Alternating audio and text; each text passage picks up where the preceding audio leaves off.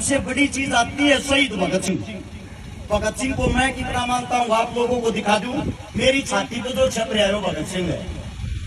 मेरी छाती पे जो छप रहा है वो भगत सिंह है। मेरे लिए मेरी माँ से मेरे बाप से बढ़कर भगत सिंह है, जिसको मैंने पढ़ा है और जिसको पढ़ के मैंने बहुत कुछ सीखा है।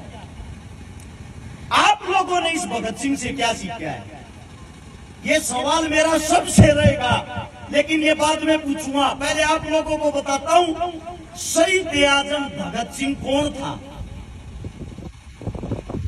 सिर्फ और सिर्फ आप लोगों को उसके जीवन के आखिरी 12 घंटे बताऊंगा।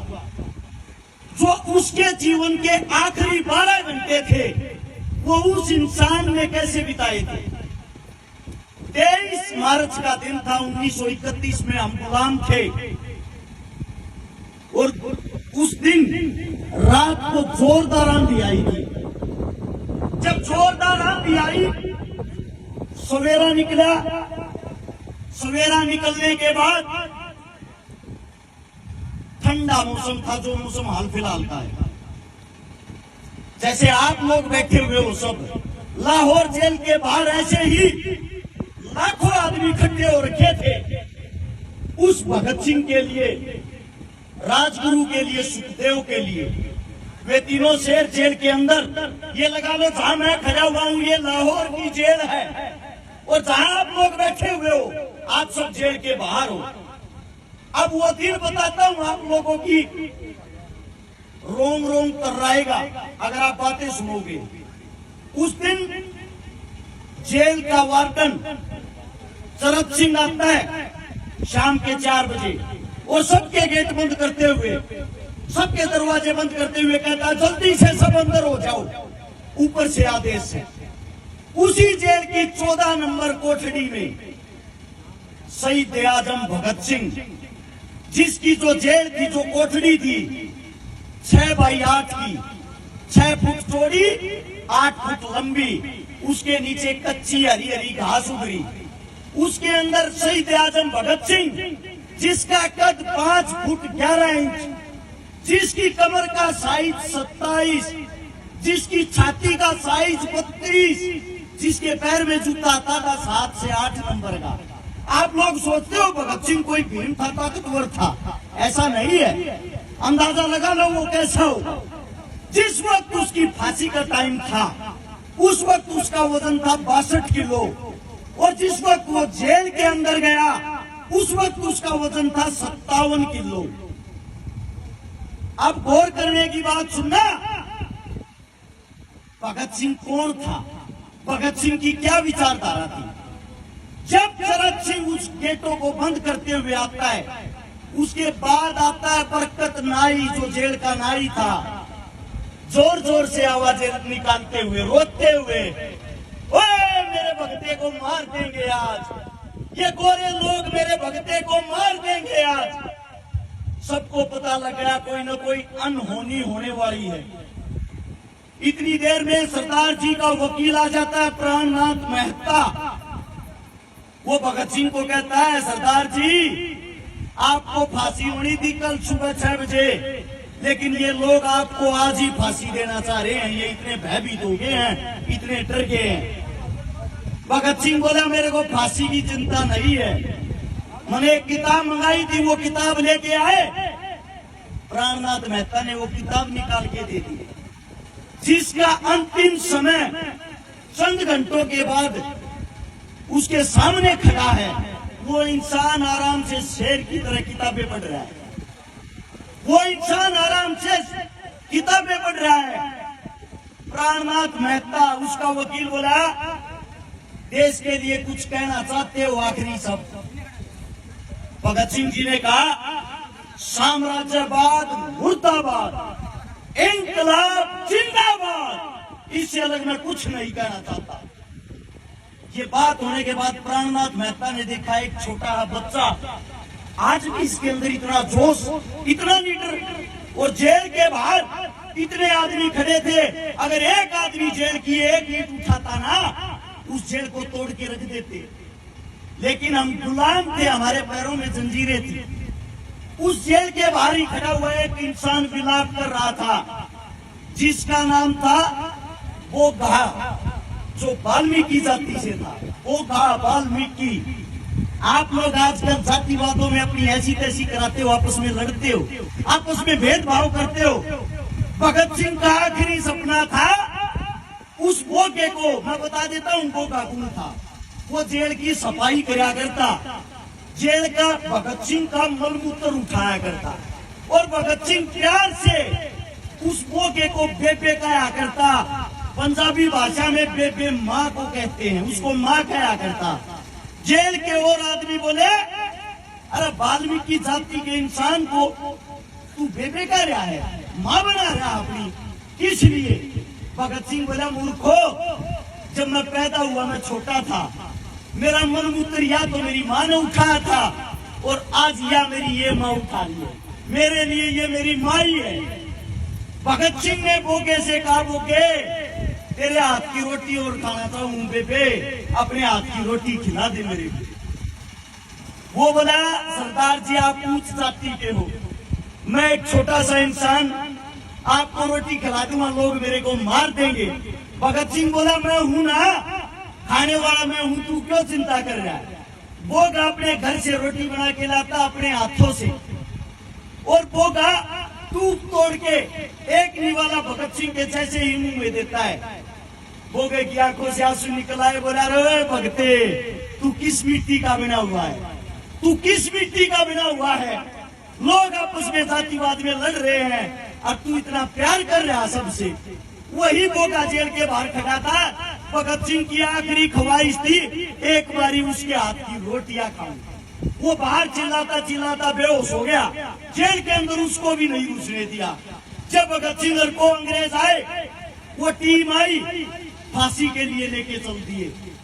फांसी के लिए जब लेके गए, तीनों से पूछा गया, तुम्हारी अंतिम इच्छा? गाली देते हुए बोला, शहीद आजम सरदार, अबे कुत्तो, आखिरी इच्छा यही है, इस देश को छोड़ के चले जाओ। पहली इच्छा भी यही थी, इस देश को छोड़ के चले जाओ। हंसते हुए कहा, ये तुम्हारे बस की नहीं, अपनी फांसी की तैयारी करो। 7:28 पे उन योद्धाओं को फांसी के फंदे पर चढ़ाया जाता है। 7:33 पे उनकी फांसी पूरी होती है। उस 5 मिनट के दौरान जब ये पूछा गया, तुम्हारे में से सबसे पहले फांसी के फंदे को कौन चूमना चाहेगा, एक ऐसा पागल था जिसका नाम था सुखदेव। उसका कहना था, मैं देश के लिए एक बार मरना चाहता हूँ। सुखदेव ने हंसते हुए कहा, सबसे पहले फांसी के फंदे को मैं चूमूंगा। पहले सुखदेव का नंबर, फिर भगत सिंह का, फिर राजगुरु का। बाहर उसकी माता जी खड़ी थी। उसकी माता जी ने कहा था, बेटा, जिस फांसी के फंदे को तू अपनी दुल्हन कहता है, जब वो तेरे गले में डल है, तेरी आवाज मेरे कानों तक सुनाई देनी चाहिए। ये बताया जाता है उस वक्त भगत सिंह ने इंकलाब जिंदाबाद का नारा इतने जोर से लगाया था, बाहर खड़े 1 लाख आदमियों को साफ सुनाई दिया था। उनको मृत घोषित करके हमारे देश के जवानों को, हमारे देश के क्रांतिकारियों को उनके टुकड़े टुकड़े कर दिए। उनके टुकड़े टुकड़े करके सोचा, इनको जेल के अंदर चलाओगे, बाहर पब्लिक को पता लग जाएगा। बाहर से ट्रक मंगा लिया, ट्रक मंगाकर उसके अंदर बोरियों में बांध के उन लाशों को बदतमीजी के साथ भगाया गया, और पिछली जेल की दीवार तोड़ के वहां से निकाल के ले गए सतलुज के किनारे।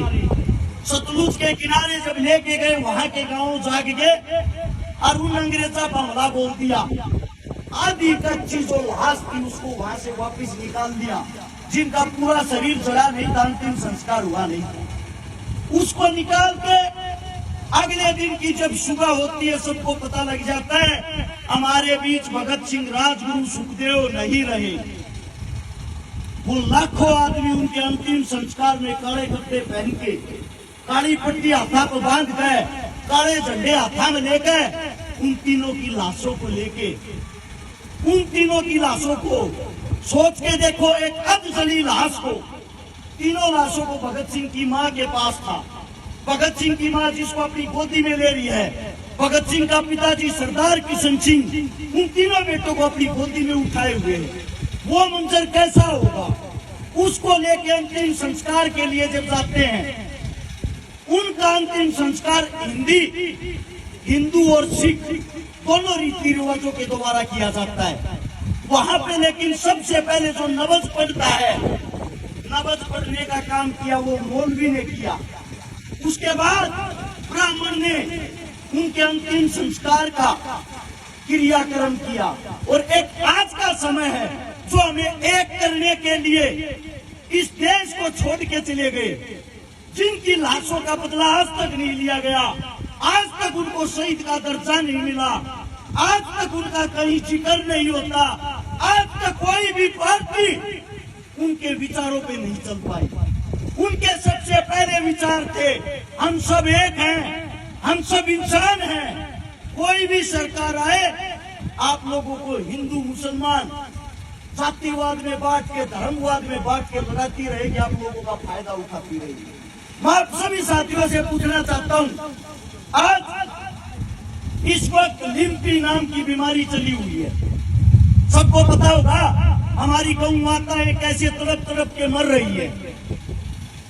भाजपा सरकार, कोई पार्टी वाला बैठा हो भाई बुरा मत मानना, बात को समझना और सुनना।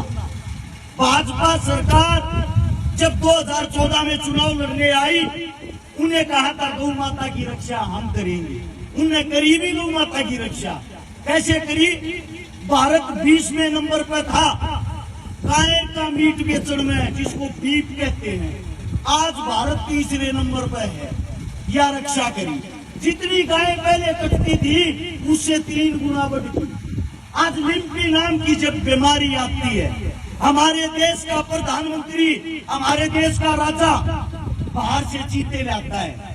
मैं पूछना चाहता हूँ कहाँ अपने बाप की शादी में लेके जाएगा उनको? क्या कमाएंगे वे?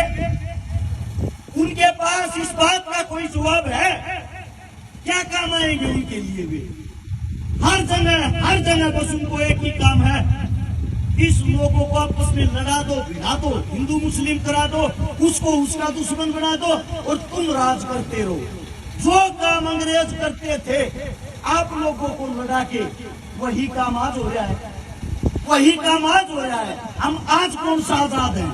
आप सबसे पूछना चाहता हूँ, आप अपने आप को आजाद मानते हो? देश को आजादी 47 में मिली थी, 1947 में। उसके पूरे 4 साल बाद 1951 में शहीद चंद्रशेखर की माता जी की मृत्यु हुई थी, देहांत होया था।